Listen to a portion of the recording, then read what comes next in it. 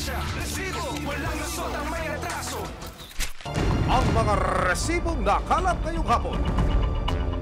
Sa gitna ng handaan, may regalong handog ang mga operatiba ng CIDG DSOU sa isa sa mga bisita ng birthday celebration. Hintayin natin yung galaw nila. Ang regalo, isang warrant of arrest. Pinagawa mo kami ng pinaguan. Hirapan kami sa iyo ha. Anak, umuwi ka na rito. May mga basa po ako. Binato po ako ng basa ni Mami. Ako na lang po yung kukuha ng mata. Bakit po map kayo? Para naman kami hindi ginagawang magulang yan eh. Siya po yung stroke patient na lumapit sa resibo at humihingi na alalay para mabawi yung kanyang anak.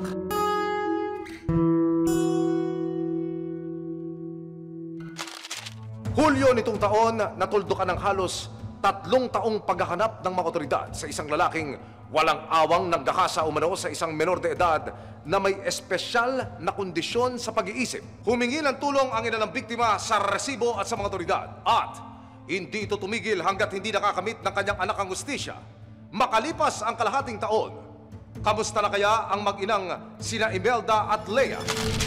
3 taon na nakalilipas pero sariwa pa rin sa alaala ng ina ng biktima na itatago namin sa pangalang Imelda, ang bangungot na pinagdaanan ng kanyang nooy 17 taong gulang na anak na si Lea, hindi niya tunay na pangalan. Kwento ni Imelda, nagsimula ang kanilang kalbaryo nang dumating sa kanilang lugar ang dayong si Emmanuel de Luna o mas kilala sa tawag na Ekong. Yung chewin po niya sa tagal ng panahon, napansin na po niya na lagi po niyang kinakausap niya ba. Ang araw-araw na pagbili ni Ekong sa tindahan ni na Imelda, may hidden agenda na pala. Pinibiro yung bata at sinusundan. Sinaway na siya at sinabihan siya, bakit sinusundan mo yung bata? Sabi niya wala daw. Ilang buwan pa ang lumipas, napansin nilang tila nag-iba na ang mga kilos ng kanilang anak. Lagi siya nagtatago sa bahay. Pag pumupunta may tao, sinasabi niya, Mama, papatay ako siguro yan, ikong yan. Labis nila itong ikinabahala lalo na't may espesyal na kondisyon si Lea. Sa edad ng anak ko na ganyan, walang kaisipan na maayos. Hindi ko alam kung anong gagawin ko.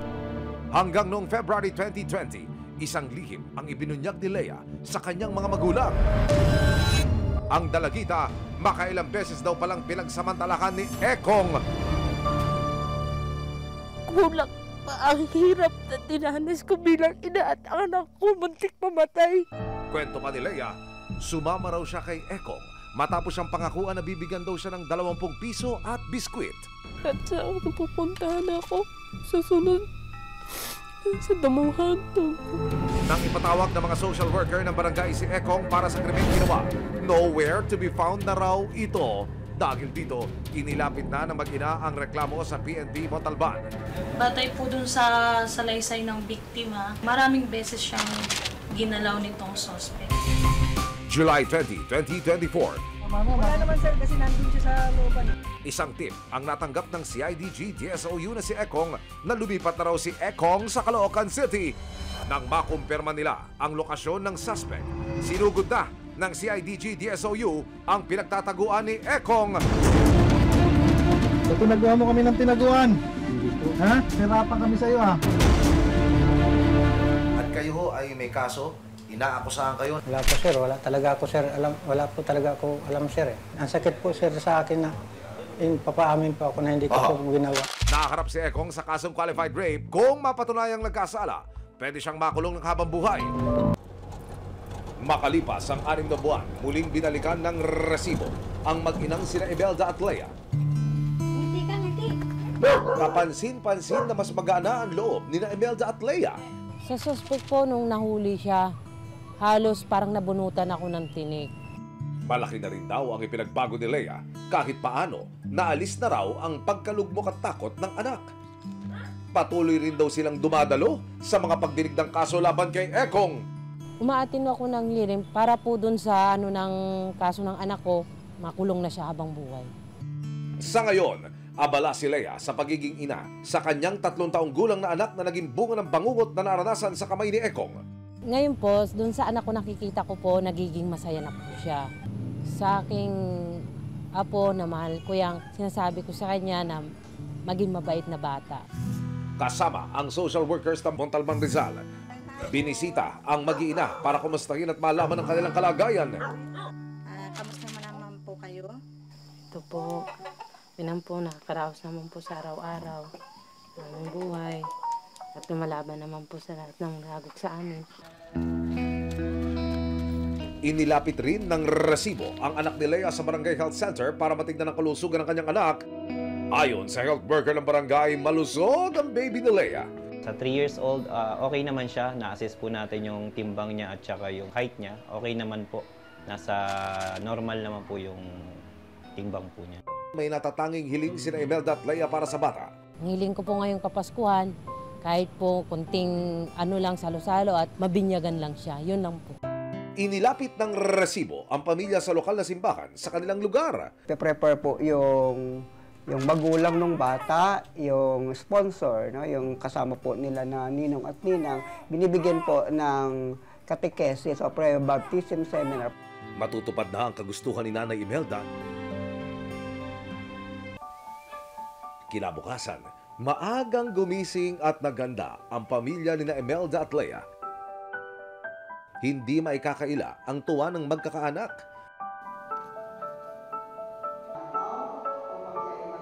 Bago magsimula ang pagbibinyag, nagkaroon muna ng maikling seminar at counseling ang simbahan. Ikaw ay binibinyagan ko sa ngalan ng Ama, at ng Anak, at ng Espiritu Santo. Mas panatag na raman loob ni Imelda na may gabay na ng may kapal ang kanyang apo. Nabinyagan na po siya, na tupad na po yung pangarap ko na mabinyagan. Welcome po sa GMA Network. Nitong Huwebes, may inihanda ring munting regalo at sorpresa ang resibo para sa pamilya. Mga damit pambata, grocery items at Christmas packages na pwede nilang pagsaluhan ngayong Pasko. Kamusta ho ang pamilya ngayon? Sa awa ng Diyos, pinagdasal ko po yung nangyari po sa amin. At nakaano na po yung taong mabasana po. Sa abot ng aming makakaya, kami naganda ng munting handog. Pagdamutan nyo na itong aming nakayanan, Christmas package ho, ito. Ano ha? Pagdamutan nyo na ho ito at meron kayong mapapagsaluhan. Teka nga muna, nasa may tissue. Patay ko pinapaiyak itong mga to. Wala pong ano ma'am. Tapos, hindi pa yan. Hindi pa ito, no? Meron din tayong handog na grocery naman ito. Tapos, ito po ay para sa iyo. Okay? Ang ganda mo dito sa damit na to. Mami, sana nagustuhan nyo ha. Para sa mga tulad ni Lea na may espesyal na kondisyon, mas higit na pagmamahal at aruga ang dapat nilang nakukuha. At dahil tila kabaligtaran nito ang kanyang natanggap sa kamay ng ibang tao, iiral ang batas para tugisin ang sino mang umabuso sa kanyang kamusmusan. Sa tulong ng kanyang ina at pamilya, unti-unting bumabangon sina Lea at umaasang balang araw, papanig sa kanila ang katarungan. Kapag may alitan o hindi pagkakaunawaan sa loob ng isang tahanan, nadadamay ang mga bata. Mabuti na lamang may mga inang hindi sumusuko at may kakamping resibo at mga ahensya ng pamahalaan para masiguro ang kapakanan ng bawat isa. Matapos malampasan ang mga nauna nilang pagsubok, balikan natin ang ilang tahanang minsang nangailangan ng gabay at alalay. Hulyo nitong taon, dumulog si Liza sa resibo para mapauwi ang anak niyang si Liza. Itinakas daw kasi ng isang lalaki ang kanyang anak kasama ang panganay niyang apo. Makabalik sana dito yung anak ko at yung apo ko. 3 buwan na rin hindi ko sila nakikita, nakakausap. Masakit daw sa loob ni Liza na maging ang kanyang 2 taong gulang na apo isinama sa Tanay City, Negros Oriental. Simula nung baby, ako na nag-alaga na hanggang naging 2 taon. Hindi ko alam kung anong tsura ng bata na yun, kung hindi mo lang pinapakita sa akin kahit video call, hindi. Naiwan sa pangangalaga ni Liza ang 6 na buwang gulang na bunso ni Liza, kaya panawagan niya sa kanyang anak. Anak, umuwi ka na rito. Dagdag ni Liza, walang katotohanan na itinakas sila ng kanyang kinakasama. Hindi po kami tinakas talaga ni Daddy. Ano po siya, tinulungan niya po ako kay Mami. Ang totoo po niyan Sinasaktan po kasi ako ni Mami. May mga basa po ako tapos Yung binato po ako ng basa ni Mami. Para marinig ang dalawang panig, nagsagawa ng video conference ng barangay para ipagharap sina Liza at ang kanyang mga magulang. Tama po ba ako, ma'am, na hindi ka babalik doon? Oo. Ako na lang po yung kukuha ng bata. Bakit po ma'am kayo? Dapat sila. Ma'am, kung may problema. Para naman kami hindi ginagawang magulang yan eh. Lahat na nga, dahil dyan na nga sa inyo nakatira eh. Ayaw lang kapag-usap. Maging ang ama ni Liza ay hindi rin mapigilan ang bugso ng damdamin.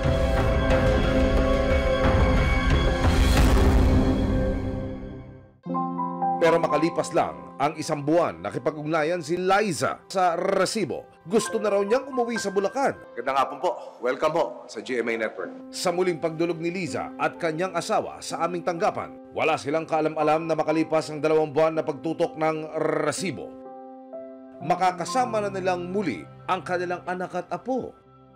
Sir, ma'am, ano po ang gusto niyong mangyari ngayon? Ang gusto namin, mauwi yung mag-ina ko, yung apo ko at saka yung anak ko. Sa abot ng aming makakaya dito sa Resibo at sa Action Center.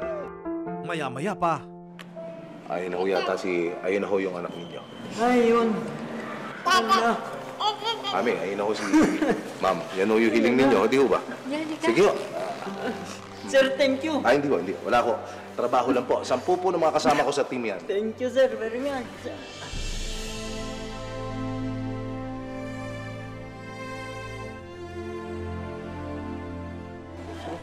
Ay, nako. Kumusta na ikaw? Kumusta ikaw? Sir, thank you very much.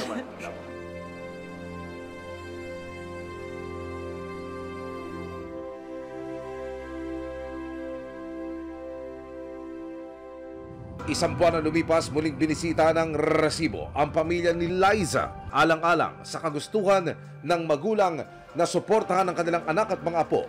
Bumalik na sa pagtatrabaho ang ama ni Liza bilang construction worker. Samantala, ang ina naman niya ay bumalik na sa patahian. Sabi ko po, kung kamusta na po yung trabaho nyo, o okay lang po yung ginagawa mo, sabi okay naman daw po eh. Huwag lang naman po siya yung mapapagod. Sa tulong ng Barangay Poblasyon at Pandi Bulacan LGU, muling binalikan ng Resibo si Liza. Nais daw niyang ibangon ang sarili matapos ang pinagdaanan nitong nagdaang taon. Asikasuhin mo yung papel mo sa solo parent. Basta pagka kompleto ka na sa papel, punta ka sa akin, i-assist kita, ha? Kung mabibigyan daw ng pagkakataon, gusto rin ni Liza na makabalik sa pag-aaral para makapagtrabaho para sa kanyang mga anak. So, ibaling ko na lang daw po sa ganun, pag-aaral ulit. Mahirap naman po, kaso lang kakayanin ko po. Kasi mahalaga po sa akin mga anak ko. Hiling din niya na magtuloy-tuloy ang pagpapatingin at therapy para sa developmental delays na nakita ng isang espesyalista sa kanya noon. Pag may kausapan ng gano'n, parang kumagaan yung, yung kaisipan mo tsaka yung pakiramdam mo sa therapy doon sa Maynila. So gumaang po yun. Muling inilapit ng Resibo si Liza sa espesyalista. Siniguro ng psychologist na aalalayan nila si Liza sa kanyang kakailanganing therapy sessions sa darating na Enero. I-refer natin siya sa psychiatrist. Kasi the fact na ito ay recurring na, makikita natin dito yung post-traumatic stress disorder na nakikita na natin. Di bali lang po siya mawala sa wag lang yung anak ko. Kasi ang mga anak ko nagpapakas na loob sa akin. Enero nitong taon, matapos ang mahigit 4 na taong pagsasama, isinauli ni Joel na parang hiniram lang na gamit ang kanyang live-in partner na si Amelia sa pamilya nito. Ito pa yung isang chat niya, pakuha niyo dito sa bahay.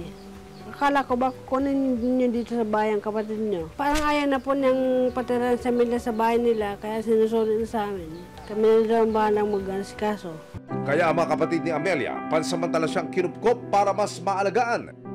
Pero ang paghihirap ni Amelia dahil sa karamdaman at pag-aabandona sa kanya ni Joel, simula lang pala ng kanyang kalbaryo dahil ang kanyang dating live-in partner bigla na lamang daw umalis na bitbit ang kanilang 1 taong gulang na anak. Dahil sa kagustuhan ng pamilya na mabawi ang bata, dumulog sila sa Resibo sa pag-asang makakapiling muli ng nanay ang kanyang anak. Sinadya po natin yung tinutuluyan ngayon ni Amelia. Siya po yung stroke patient na lumapit sa Resibo at humihingi ng alalay para mabawi yung kanyang anak. Pansamantala, dito po siya nanunuluyan at kinupkup po siya ng kanyang mga kaanak habang nasa ganitong klase ng katayuan si Amelia. Una-una ho, kamusta ho si Amelia? Ano po, lagi po nakahiga. Tapos bigat po po. Ano po yung nais niyong ilapit sa programa? Gusto po namin mabawi yung anak niya. Oho. Dahil po, tuwing umaga gigising siya, tuwing madaling araw gigising siya, nilingon, ganun. Tapos minsan tulala. Kasama ang resibo. Nakipag-ugnayan ng pamilya sa Municipal Social Welfare Development Office o MSWDO ng Taytay Rizal. Agad silang nagpa-monitoring visit sa Violence Against Women and Children of VAUC ng Barangay Dolorosa para tignan ang kalagayan ng bata sa poder ni tatay. Pero ang bata rin lang daw ang nag-aalaga. At ang tinitirhang bahay malapit daw sa bangin. Agad pinuntahan ng MSWD officer kasama ang VAUC ng barangay ang tirahan para masuri ang lugar at makipag-usap ng personal. Dito na nila nakita ang totoong kalagayan ni baby. Hindi amenable sa isang bata yung ganitong tirahan. Masyadong open yung bahay. Mamaya may biglang pumasok, ano mangyari sa mga bata. Lalo't very open yung ano. Paano pag wala kayo tayo? Umaga lang naman po, umalis pa. Hindi natin masasabi ang security ng bata, lalo't may babae kayong ano. Inimbitahan siya sa barangay kung saan naghihintay ang pamilya ni nanay. Ipinaliwanag sa parehong panig kung ano ang desisyon ng Taytay MSWDO. Pag hindi po kasal ang mag-partner, ang 7 years old below po ay napupunta po sa nanay. Labagman sa loob ni tatay ang pagsasauli sa kanilang anak. Sa huli, nasunod ang pasya ng MSWD para sa best interest of the child. At para sa kanila, mas makabubuti na sa pamilya ng ina mapunta ang bata. Alam niya, hindi kasi natural po yan. Anxiety. Para malapit kasi. Punta ka ano, mama? Punta na kita rin, ha? Okay po, tay. Siyempre, masakit sa akin, ma'am, yung mawali sa akin yung anak ko. Siyempre, mahal ko yung anak ko eh.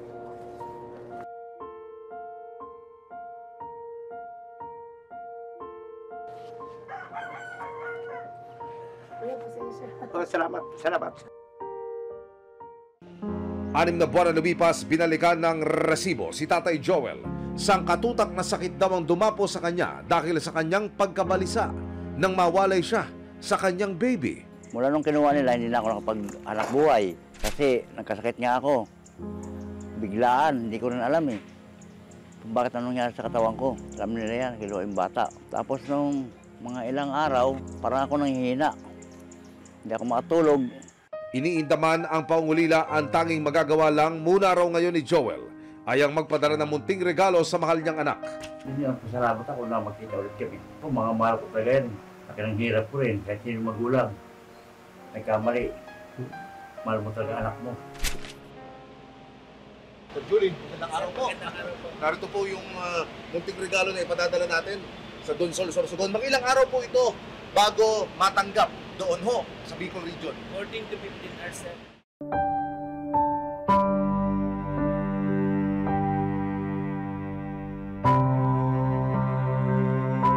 Ipinadala ng resibo ang munting regalo ni Joel para sa kanyang mahal na anak.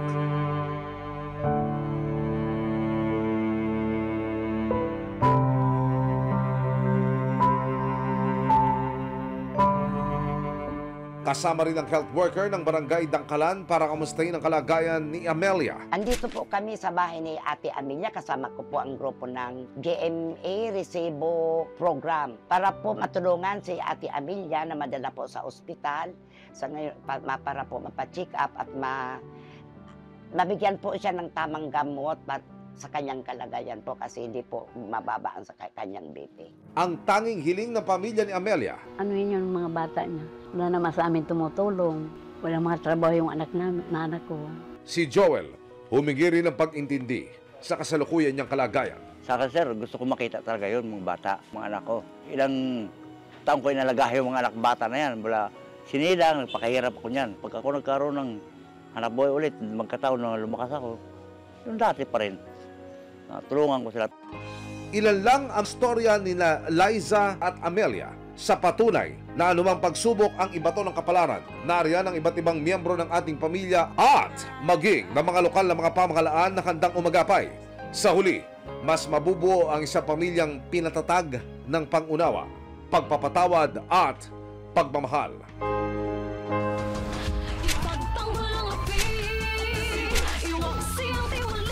Sama-sama nating ituwid ang tiwali at baluktot. Itakwil ang maling gawi at modus na bulok. Walang ligtas ang abusado at lalong walang lusot ang may atraso.